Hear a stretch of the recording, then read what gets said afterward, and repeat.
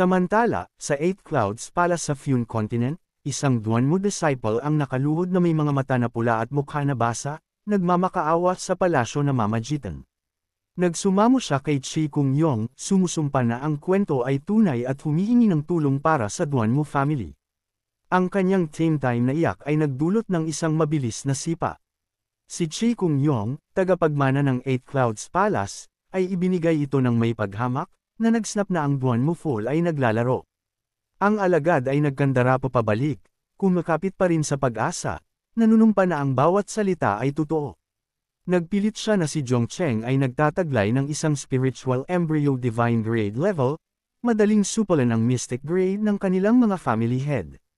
Ang kanilang mga elder ay nasaksihan ng lahat. Si Chi Kung Yong, tapos na sa pakikinig, iwinagayway ang pli at inutusan ang mga gwardya na tanggalin siya. Agad, ang mga miyembro ng palasyo ay tumayo, nagpapalabas ng manggas at kinumpirma ang order. Ang Duanmu disciple ay nanginig ngunit naglakas loob pa ring sumigaw para sa tulong habang kinakaladkad palayo. Nang siya ay umalis, bumaling si Chi Kung Yong at nagtanong para sa opinyon ni Uncle Lu. Ang sagot ay dumating ng mabilis, nagpapaliwanag kung paano nilipol ng isang solong nilalang ang Red Sun Sect at kung paano kahit ang kanilang Palace Master ay maaaring mahirapan laban dito. Si Lu Zhong, isa sa mga inner elder, ay sumunod sa isang seryosong tono. Nang tanungin kung ang Tiger Demon ay nalampasan ang lakas ng Palace Master, kinumpirma niya ito.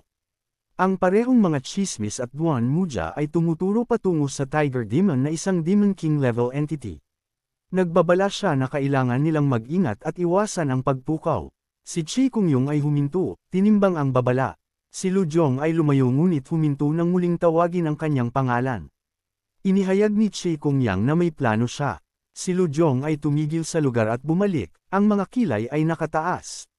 Lumipas ang 2 araw, si Zhong Cheng ay nakaupo sa tabi ng isang ilog casual na nangingisda. Nagpahinga siya sa tabi ng tubig, nakangiti habang hinihiling sa system na ipakita ang kanyang accumulated points. Ang system screen ay lumitaw na naglilista ng lahat ng pinagmulan ng puntos. UNZ leveling mula sa 2nd to 4th rank 40 points. Xianghang matching that range 36 points. Yin Xiao bumping from 3rd to 4th 25 points. Jingling Han climbing from 9th Qi gathering to 1st Soul Division 1, 06 points. Dantes crossing from 9th Wandering Soul to 1st Soul gathering 40 points. Si Zhong Cheng ay nagniningning, nagpapahayag na siya ay nagulan ng puntos nang hindi nagbubuhat ng daliri, nalubog sa mayabang na kagalakan ng isang mayamang boss. Habang siya ay nalubog sa kanyang kayamanan, isang alagad ang sumugod upang iulat na ang initiation ceremony ay handa, naghihintay sa kanyang pagdating. Si Zhong Cheng ay ngumiti, nag-aanunsyo na ang isa pang batch ng mga bagong dating ay dumating at na oras na upang hayaan silang masaksihan ang kadakilaan ng kanilang sect leader sa main hall. Ang sect grounds ay abalang-abala. Ang mga cheers ay tumaas habang ang mga sect heads, bisita, at alagad ay nag-boss sa paligid ng square. Lahat ay sumang-ayon na ito ay isang makasaysayang sandali habang ang Flying Immortal Sect ay nagsimula ng kanyang unang formal na pagtanggap ng alagad. Ang mga nag-a-apply ay nakanganga sa spiritual energy, bumubulong ng mga pag-aalinlangan tungkol sa kung talagang nagmula ito sa isang 4th grade spirit vein dahil tila hindi totoo para sa Qinlan Prefecture. Ang isa ay nagpilit na dapat itong totoo, na sinasabing ang 3rd grade na isa sa Red Sun Sect ay hindi makakatumbas dito. Sa gitna ng karamihan, si Lining na may kanyang natatanging presensya ay namumukod-tangi. Sa sandaling iyon, itinaas ni Luan ang kanyang boses mula sa itaas, tinawag ang karamihan sa atensyon at iniimbitahan ng palakpakan upang salubungin ang grand arrival ng kanilang makapangyarihang sect leader. Agad na pumasok si Zhong Cheng. Si Lingan at Xiao ay flanked siya, sumisigaw ng catchphrase tungkol sa kapangyarihan ng sect leader. Ipinagpatuloy ni Lao Yuan ang introduksyon, itinuro na ang lahat ng naruroon ay pumasa sa pagsubok at pambihirang may talento. Ang tunay na seremonya ay magsisimula na. Bago siya matapos, isang alagad ang nakita si Lining at namula ng maliwanag. Sumugod siya pasulong sinusubukang angkinin siya bilang kanyang alagad at nagtanong kung tinatanggap ba niya. Hindi nagkaroon ng pagkakataon si Lineng na tumugon. Si Xiao ay tumalon, binagsak ang lalaki sa lupa, at sinigawan siya na umalis, tinawag siyang isang ketekot-takot na matandang lalaki.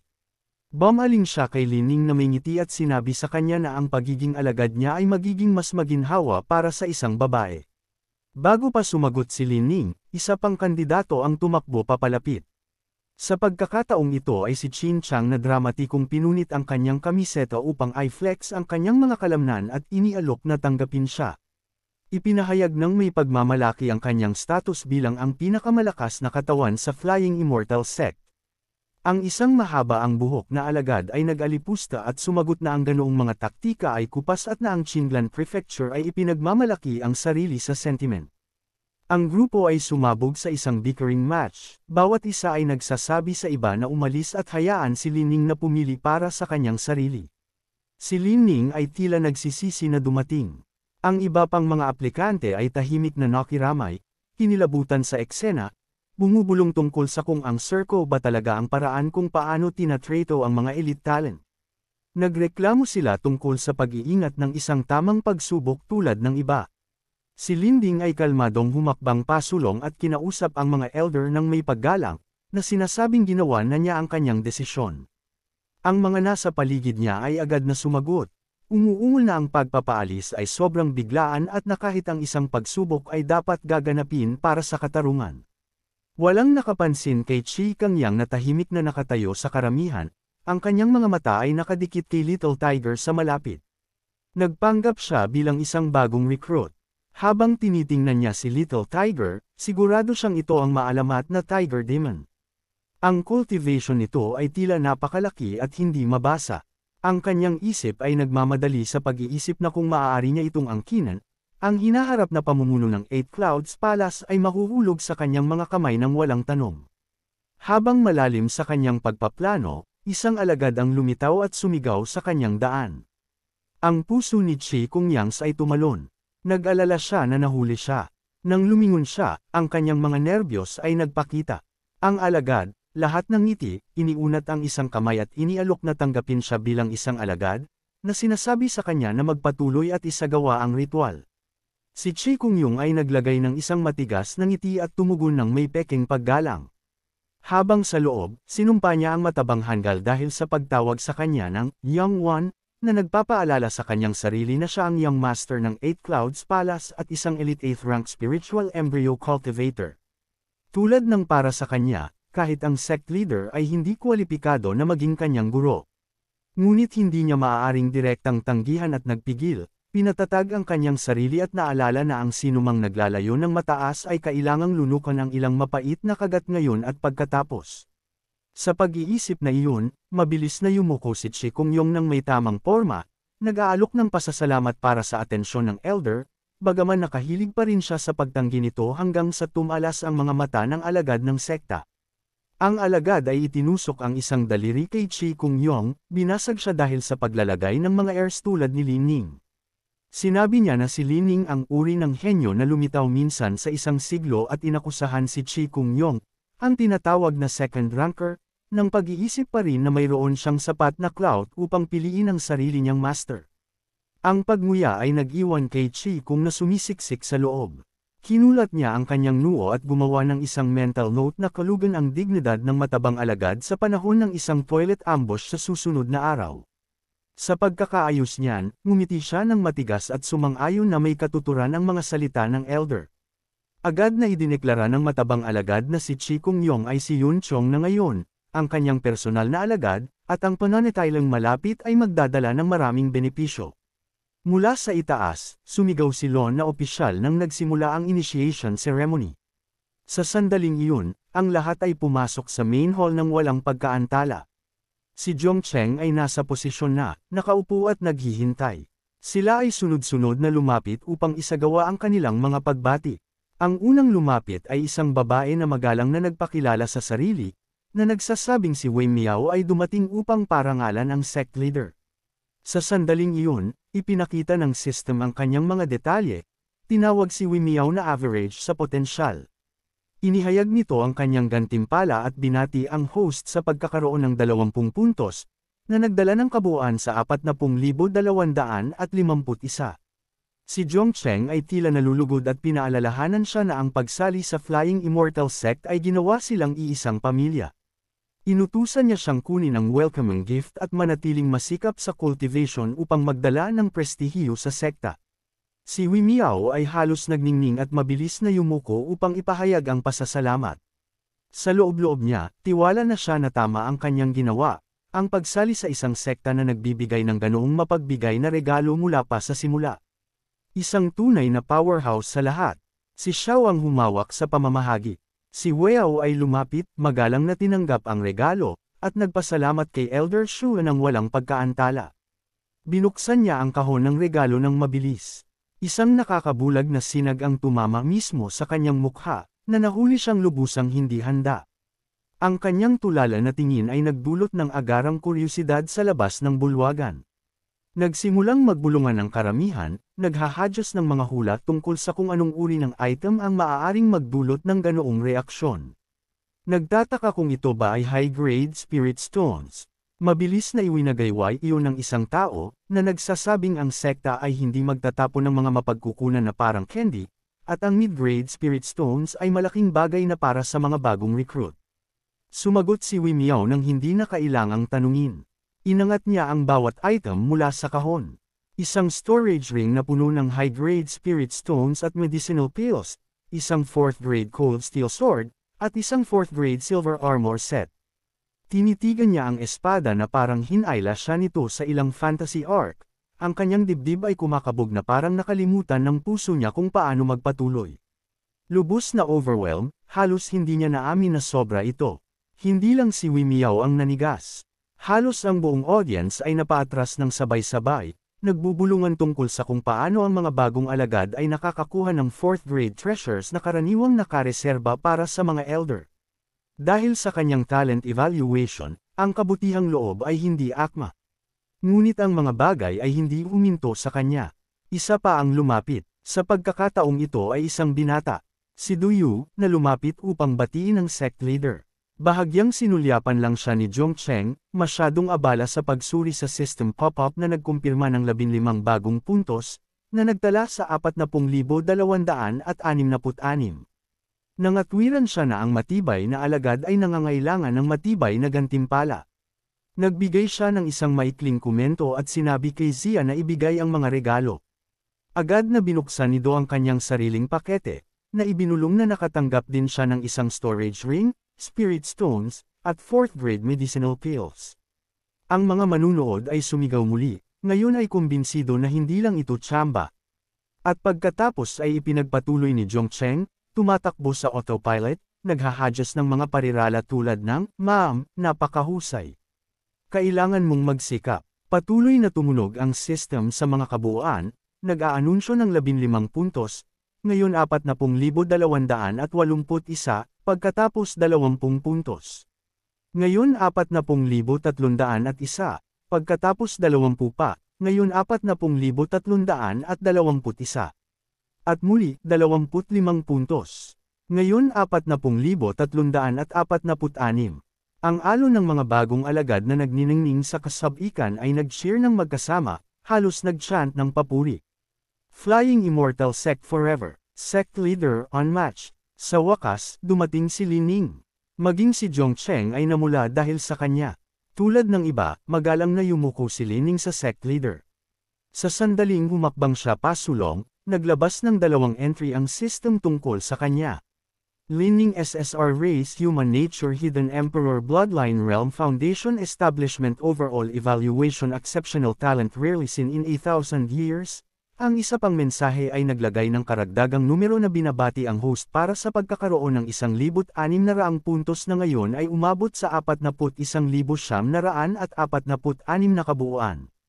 Si Zhongcheng ay nanigas sa mga detalye ni Linding. Tinakpan niya ang kanyang mukha na nabigla at nagtaka ng malakas kung ano ang ibig sabihin ng Hidden Emperor Bloodline. Ang system ay tumalon upang tumugon, nilinaw ito para sa host. Ang Hidden Emperor Bloodline ay nag-branch mula sa 4 na Ancient Divine Beast Bloodlines. Kung ang isang tao ay nagsasanay ng mga Yin-type techniques, maaari nilang unti-unting i-unlock ang mga darkness-based innate powers. Matapos basahin iyon, nag-ilaw si Zhong, inaangkin na ito ay isa pang halimaw na may talento na babae. Naghagis siya ng papuri, tinawag siyang mahusay. Pagkatapos ay muling nag-umpisa ang system upang kumpirmahin na 500 puntos ang ibawas, na naglagay sa kanya sa 41,446. Nag-alala na baka wala sa loop si Zhongcheng, mabilis na lumapit si Ling Han at tahimik na binanggit na si Lai Neng ang unang pwesto sa entrance exam. Iyon ang nagpatango kay Zhongcheng na may pag-aproba, nagpapahayag na ang unang pwesto ay nararapat. Sa isang premyo, tinawag niya si Xiao ng 2 beses. Nahuli ang tawag ng sect leader, agad na kumilos si Xiao. Ang kahon ng regalo ay dumating sa harap ni Li Ning ng mabilis. Isang sulyap sa loob at ang kanyang mga mata ay nanlaki. Agad niyang tinawag ang Great Squaring. Mayroon ding isang 5th grade spirit sword at isang set ng immortal clothes. Ang espada na kinuha niya ay ang 9 Judgment Red Iron Sword. At ang damit ay ang Demon Bamboo Immortal Clothes. Lahat sa labas ay nanigas sa hindi paniniwala. Ang kanilang mga bibig ay nakanganga. Sumisigaw na ang mga ito ay 5th grade items. Sa karamihan ng mga sekta, tanging ang mga inner elder o sect leader lang ang nakakakuha ng mga kagamitan na ganoon. Nagsimula silang magtanong kung ito ba ay binibilang pa rin bilang isang entrance gift. Casual na sumingit si Zhongcheng, nilinaw na ang 9 Judgment Red Iron Sword at ang Demon Bamboo Immortal Clothes ay 5th grade treasures na nakuha niya mula sa Red Sun Sect. Nagbabala siya na ang gamit ay hindi eksaktong tugma sa kanyang mga stats, kaya hindi siya dapat mag-alala at gamitin lang ito sa ngayon. Sa pagdinig niyan, si Lai Neng ay yumuko ng malalim, magalang na nagpasalamat sa sect leader, at matatag na tumangging magreklamo. Natural na nahuli ni Qi Kung Yang ang lahat. Hindi niya maintindihan kung ano ang ginagawa ni Zhongcheng. Kahit ang 8 Clouds Palace sa ilalim ng Flying Cloud Sect, na isang top-tier sect, ay hindi maglalakas loob na magtapon ng yaman na tulad nito. Gayunpaman, si Zhongcheng, isang no-name sect leader, ay umabot sa ganito. Mayroon pang 4th grade spirit veins. Sa pagtingin sa itaas kay Zhongcheng na nakaupo, tahimik na sinubukan ni Qi Kung Yang na hulaan kung anong uri ng malaking pagkakataon ang maaaring itinatago niya. Habang nag-iisip pa rin tungkol dito, sa wakas ay turn na ni Qi Kung na lumapit at mag-alok ng kanyang pagbati. Si Qi Kung Yong gamit ang isang peking pangalan ay magalang na yumuko at nagpakilala sa sarili bilang disciple Qi Kung Yong na bumabati sa sect leader. Nang matapos, hindi nagbigay ng tugon si Zhongcheng. Si Qi Kung Yong ay nanatiling tahimik din. Sa isang sandali, nanatili ang katahimikan sa hangin. Si Zhongcheng ay nanatiling tahimik dahil tumigil ang system sa pag-uulat ng anumang bagay. Mabilis siyang nagtanong sa system kung bakit walang prompt. Samantala, nagtaka si Qi Kung Yong sa sarili kung bakit hindi nag-react si Zhongcheng. Si Zhongcheng ay hindi walang alam. Ang katahimikan ay sapat na nagsabi sa kanya. Kung walang ibinigay ang system, kung gayon si Qi Kung Yong ay hindi talaga sumusuko. Sa pag-iisip na iyon, nilinaw ni Zhongcheng ang kanyang paninindigan.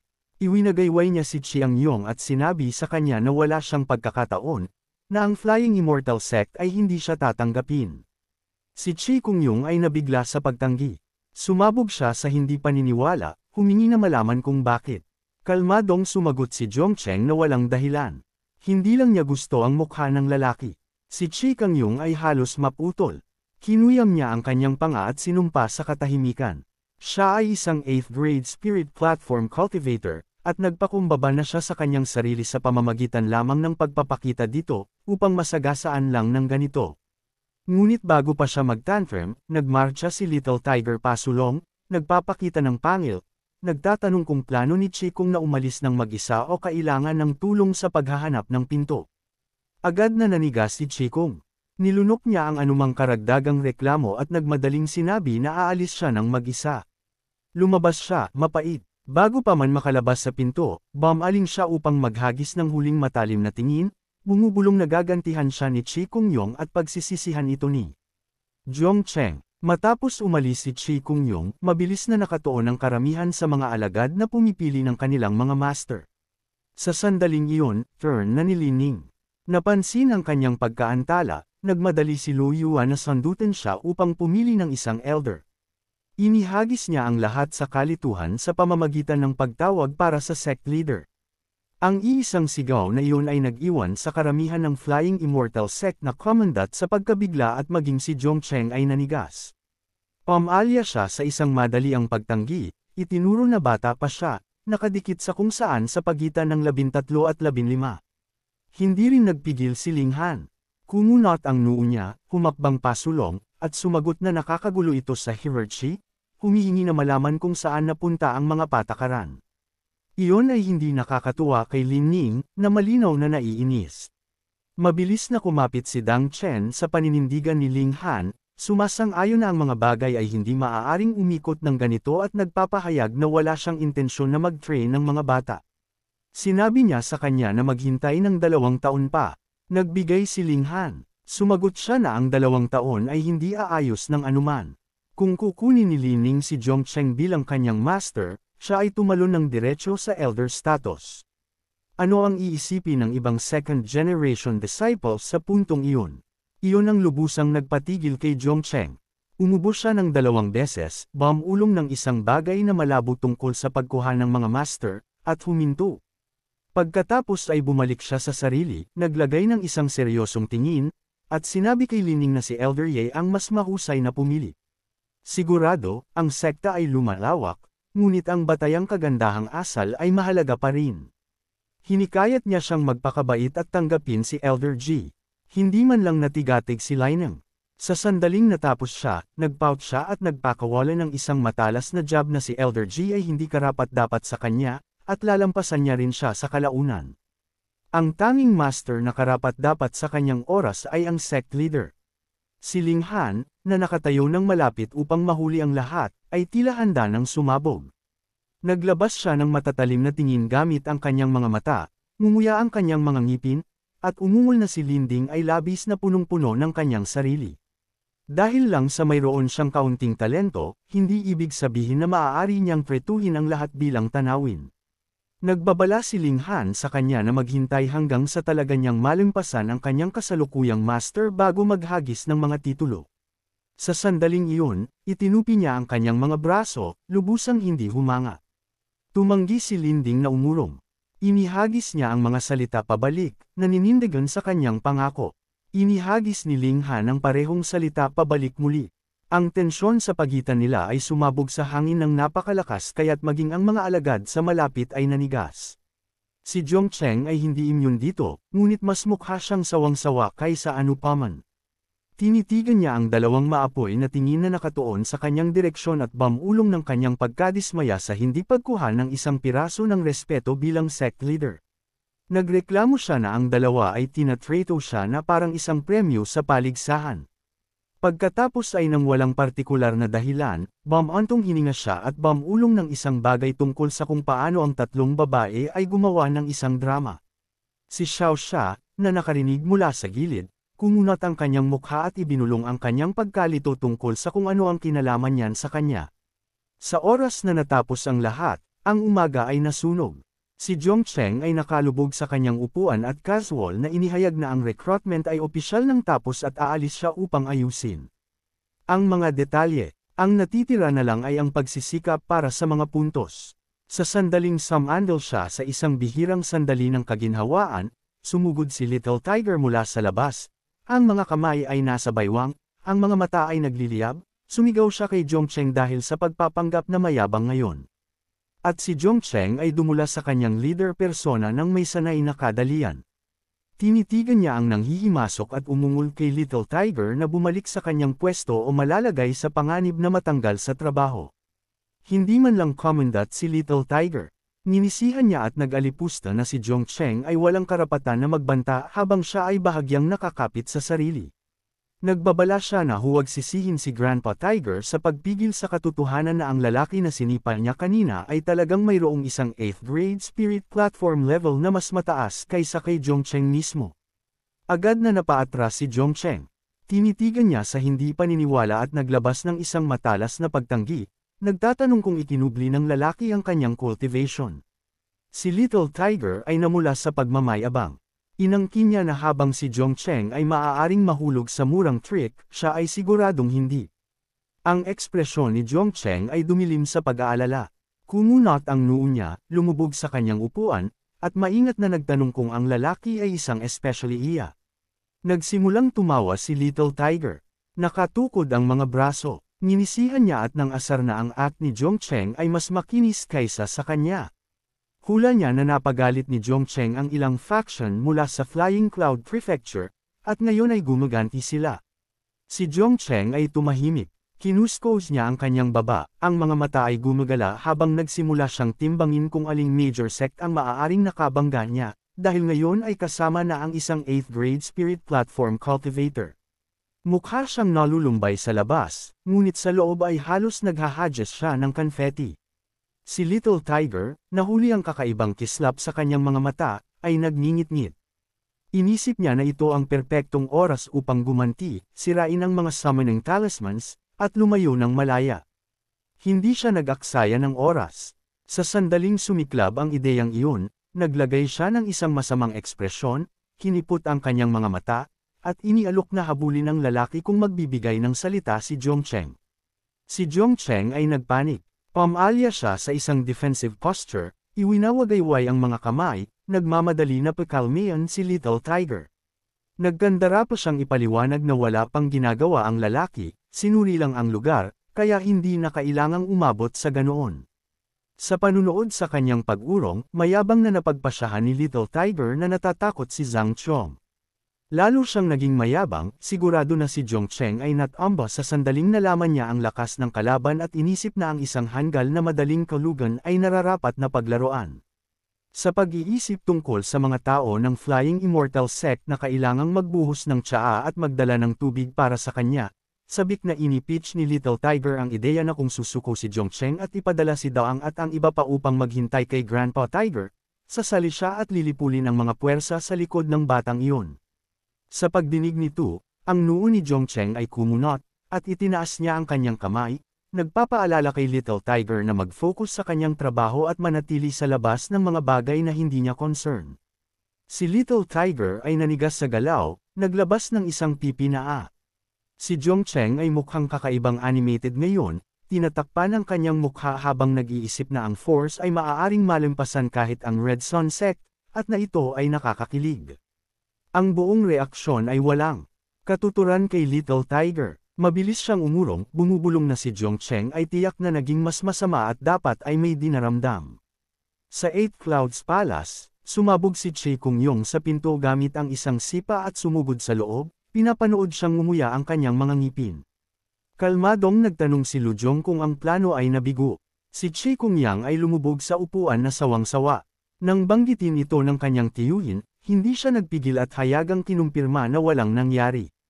Hula na ni Lu Zhong ang ganoon, ngunit ang pagdinig nito ng malakas ay nahuli pa rin siyang hindi handa. Pagkatapos ng isang paghinto, nagpuna siya na hindi niya inaasahan na ang Tiger Demon ay magiging ganoon kahusay, kahit na nakalusot sa ganoong walang kamali-mali na spirit concealment method. Nagmadali si Chi Kongyong na itama siya, idinidiin na kung talagang naramdaman siya ng Tiger Demon, hindi siya makakabalik ng buhay. Iyon ang nakagulat kay Lu Zhong, na mabilis na nagtanong para sa tunay na dahilan sa likod ng pagkabigo. Ang pagbanggit nito ay muling nagpasiklab sa galit ni Chi Kong. Nakakuyom ang panga, ipinaliwanag niya kung paano si Zhongcheng ay napakayabang at overbearing kaya tinanggihan siya ng diretsyo dahil sa mukhang nakakainis at pinalayas siya. Kung wala ang Tiger Demon na naruroon, nalunod na niya ang kanilang sekta sa dugo. Pinili ni Lu Zhong ang sandaling iyon upang magpuna na gaano man kalakas ang Flying Immortal Sect ni Zhongcheng, hindi ito makakatayo sa isang pinagsamang pag-atake mula sa mga major sect sa Flying Cloud Prefecture. Agad na nagbabala si Chi Kongyong kay Elder Lu na huwag iwanan ang Tiger Demon, na nagpapaalala sa kanya na walang sekta ang sapat na matapang upang hamunin ang panganib na iyon. Ang anumang solo move ay magdudulot lang sa kanila ng dugo ng walang pagkakataong manalo. Pagkatapos noon, si Lu Zhong ay sumabog sa isang mad ulash ng ngiti at inangkin na ang 8 Clouds Palace ay hindi na kailangang magbuhat ng isang daliri sa pag-atake. Naintindihan ni Chi Kongyong ang ibig sabihin ng kanyang tiyuhin sa sandaling iyon. Binigkas niya ito na sinasabing maaari nilang gamitin ang internal crisis ni Zhongcheng upang pumasok sa ilalim ng pagkukunwari ng pagtulong na mapanalunan ang kanyang tiwala at tama siya kapag ang kanyang bantay ay bumaba. Si Lu Zhong ay nagniningning sa kanyang mga salita at nagbigay ng mataas na papuri, na sinasabing ito mismo ang dahilan kung bakit niya pinili na suportahan si Qigong. Sa musang tao ng Qinglan Prefecture, isang paunawa ang nakasabit sa isang kilalang kanto ng kalye. Inihayag nito na ang Flying Immortal Sect ay inalisan ang 5 sekta ng sunod-sunod. Ang kanilang mga aksyon ay malupit at overconfident, naghahadyas ng buhay sa Qinglan Prefecture sa kaguluhan kung saan walang nakakaramdam ng ligtas. Ipinahayag nito na mula ngayon ang 5 prefectures at 8 sekta ay magkakaisa upang pabagsakin sila at iligtas ang lahat ng mga mortal at cultivator mula sa gulo na ito. Pinangalanan nito ang Qinglan Prefectures, Duanmu Family, Tianshu Prefectures, Xianning Fortress, Zhongyan Prefectures, Shuang Sect, Xianyu Sect, Bong Prefectures, Jinglong Mountain Villa, Wuding Prefectures, Liuli Sect, Nunwu Sect, at Blood Mix Valley. Matapos basahin ito, karamihan sa mga nanunood ay kumunat ang noo sa pagkasuya. Marami ang nag-angkin na hindi sila nakaramdam ng panganib kahit kailan. Itinuro nila na pagkatapos ng pagbagsak ng Red Sun Sect, ang mga independent cultivator ay sa wakas ay nagkaroon ng pahinga. Sa kanilang mga mata, ang mga sektang iyon ay marahil nakaramdam lang ng pagbabanta ng meteoric rise ng Flying Immortal Sect. Ang mga crowd ay nagrally sa paligid ni Zhongcheng, tumatawa habang inaangkin nila na ang divine might ni sect. Leader Zhongcheng ay hindi matatalo, at ang mga sektang ito ay naghuhukay ng kanilang sariling mga libingan. Gayunpaman, ang ilan ay hindi mukhang kumbinsido, hindi sigurado kung talagang makakatagal si Zhongcheng laban sa 8 heavyweights mula sa Flying Cloud State. Sa sandaling iyon, may sumugod na tumatakbo, panik ang nakasulat sa lahat. Sumisigaw na ang labanan ay sumiklab at ang mga miyembro ng Flying Immortal Sect ay tila inaatake.